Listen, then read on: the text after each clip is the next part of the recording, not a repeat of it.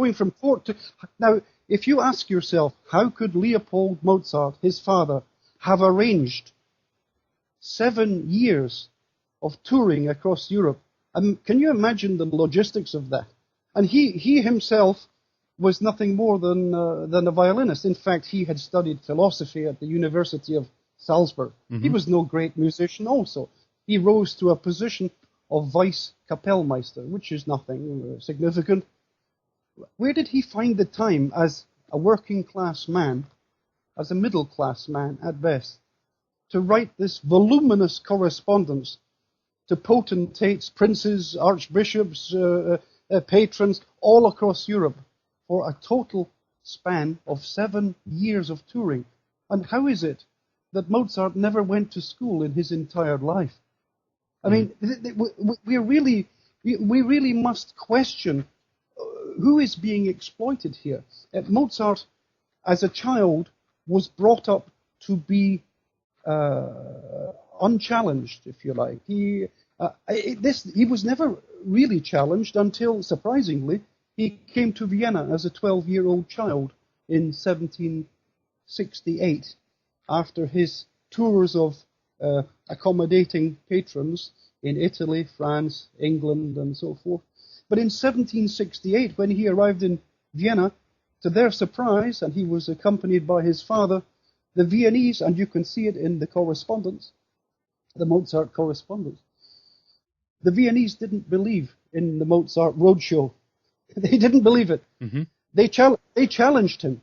For the very first time, Leopold Mozart was challenged on his son's musical abilities, and Leopold was so upset with this that he managed to obtain an appointment with the emperor, saying at that meeting, "How is it that my son has traveled all across Europe, but nobody here in Vienna believes in him?" Mm-hmm. You know, in England they welcomed him, he said, they welcomed him as a genius. But why is it that even the Austrian people can't accept? And out of this embarrassing meeting came a commission for young Wolfgang to write an opera, which 4 months later they brought back to Vienna from Salzburg. But it was immediately noticed that this opera had been ghost-written. The young boy didn't know anything about it at all. And the opera was abandoned. The name of the opera was La Finta Semplice. La Finta Semplice was supposed to have been paid for by the Empress and the Emperor, but it was such an embarrassing fiasco that it was cancelled, and they were not paid. There's no record of any payment, and they went back to Vienna, and finally their Jesuit friends in Vienna staged it once only in 1769. This is the truth of Mozart, unlike the fairy story. And this continued. It continued and continued until Mozart finally arrived in 1781 with the mythical story of his break from service with Salzburg, with Archbishop Colloredo, and he became a freelance composer. At least that's what the story says. Mm-hmm. But the reality is very different.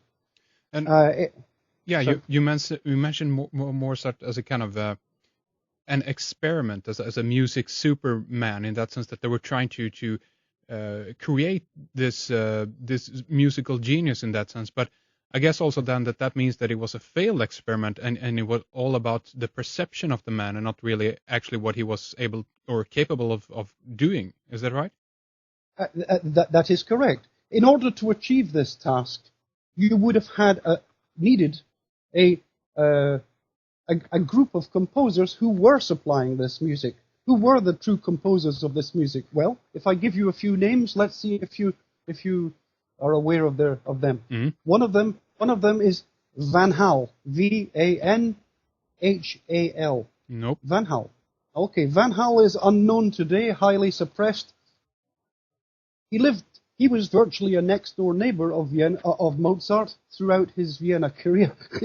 Van Hal was a great composer, and Van Hal's music stopped at the moment when Mozart arrived in town. Van Hal, if you check out, he was a great composer from Bohemia. Another one I might just mention, and this is now well known, was Joseph Myslivacek. another Bohemian composer, Joseph Mysliveček. Mm-hmm. He wrote many symphonies and sonatas which are today still attributed to Mozart. Joseph Mysliveček. In fact, Joseph Mysliveček is mentioned more in the Mozart correspondence than any other composer. And yet today, if you ask about Joseph who? That's right. Joseph Mysliveček. And tell us just a little briefly about this, the Mozart correspondence. Is that a book compiled of letters and so forth, or what is that? The Mozart correspondence is the voluminous exchange of letters between Leopold, Mozart, Wolfgang, Leopold, Nan Earl, Leopold, etc. The family correspondence. Mm-hmm. And this is, in the 18th century, it was expensive to write letters. Ordinary people didn't usually do this. But we are asked to believe that the Mozart family carried on this huge correspondence. They had no time for anything else except mountains of correspondence. So that today we have hundreds and hundreds. But the strange thing about the Mozart correspondence, if you look at the last 10 years of Mozart's life, there are hundreds of letters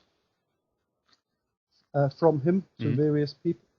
But there is not one single letter to him from his entire Viennese career, 1781 to 1791. Not a single letter has survived. Not one. Okay. Yeah, that's a strange fact. No? Yeah, that sure is. Why do you think that is then? Because he simply didn't get any, right? Or what? Because the entire career of Mozart is being staged, managed. Yes. That's why. But you don't. This is not about like the guy never existed or anything like that. This is more like he was working within music. Are you saying? But he wasn't that big of a deal really when it comes to composing, and he wasn't certainly not a genius, but he was around at that period. Do you think still? He was playing a role. Mozart was really an actor. Okay. He was a person who went through the motions. It would bring glory. He had been persuaded that this was in the best interests of the status quo, the people who controlled him, that they would bring glory to Vienna. They would bring. This happened later with Beethoven to some extent. You shouldn't do another program on that one, but Mozart. Mozart by this time was so used to lying, and his family. His father died in 1787, 4 years before he died. But Mozart was so used to the falsification, so supported by other musicians, that to him it was perfectly normal.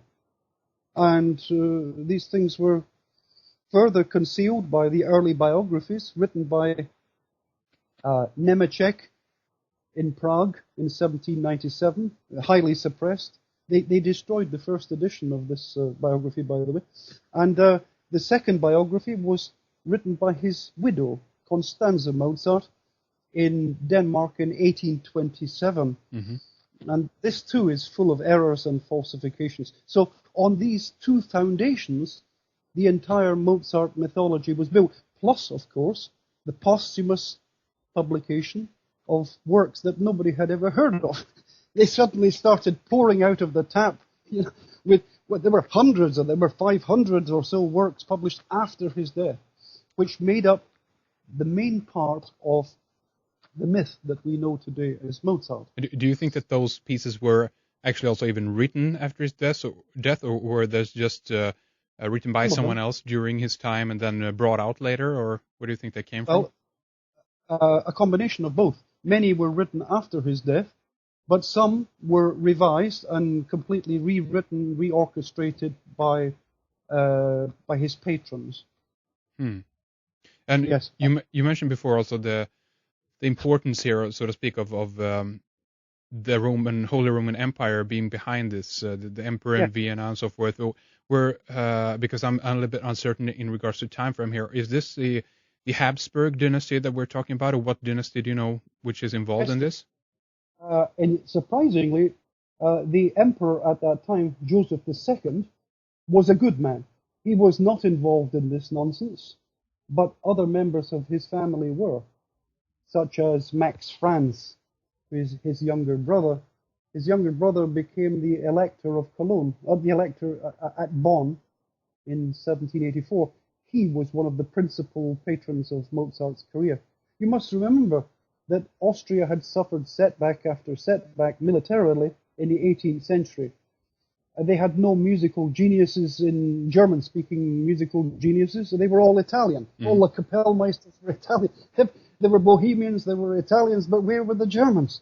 And so they have to create the illusion, the impression with Joseph Haydn, then later with Mozart, and finally with Beethoven, that there is an indigenous German genius. Not only this, but this indigenous German genius is worthy of being used to create the idea of Vienna as the city of music. And as for history, or where the symphony comes from, where the music actually comes from, well, that was easily suppressed over the next century. You know, just to put this into context also for people listening, many researchers have been talking about the manipulation behind the 60s, for example, about how many artists, rock groups have been composed. And again, we only have to think of what's going on today in regards to, in many cases, there isn't really a skill behind many of the artists that we see, on the MTV or here on the radio, what have you. These are constructions that are put together. It's a combination of a nice looking face and another one's voice. Maybe we don't exactly know how everything happens here, so to speak, but there's a lot of tricks going on in order to kind of basically fool people into believing that, wow, what a talent, he or she's, good looking, yada, yada, all this stuff. And what you're describing here is a similar thing, but probably one of the first examples of this taking place in history, right? Absolutely. This is so correct. This is, I can't stress enough how correct that is. It is the movie industry of the 18th, well, it's show business of the 18th century. There you go. In a time when there was no copyright, in a time when composers really couldn't earn a living and would do anything to, but the publishers of the 18th century in Vienna, these people were party to what was happening. Of course they were. But I also want to stress that the Illuminati, by the 1780s, which were really an offshoot of the Jesuits. And I have to say this because the Jesuits were the schoolmasters, they were the confessors of kings right across the Holy Roman Empire. They educated Leopold Mozart. Out of the suppression of the Jesuits, as you know, came many things. And one of them was the end of their monopoly on the book industry, the book publishing industry. Until 1773, the Jesuits controlled publishing completely. They controlled music publishing. They vetted every book that was published. But in 1773, they were forced to go underground, and they re-emerged as they did in the Renaissance through Rosicrucianism, later through the Freemasons, and finally through the Illuminati. All of these things really are simply secret organizations which pretend not to have any leanings towards anything, but all roads lead eventually. And so this situation arose where a network existed to create a wonder image using the talents of many, many composers. And this required decades, and that's why the Mozart catalogue finally doesn't arrive until the 1850s, 60 years after his death. A lot of industry, a lot of falsification, a big story, Absolutely. So, and what would you say? I mean, we understand this now that the situation in Austria wasn't that great at that time. They needed something to kind of prop themselves up and so forth. But if we look at it from even maybe larger context, what do you think at this point was the, more maybe perhaps than motives for this or purpose for creating this image? Or are we talking about music as manipulation as well, perhaps? Or I don't know if you want to go into that area. Yes, music was always propaganda. Music was used as propaganda by the Jesuits even before 1773. They were the pioneers.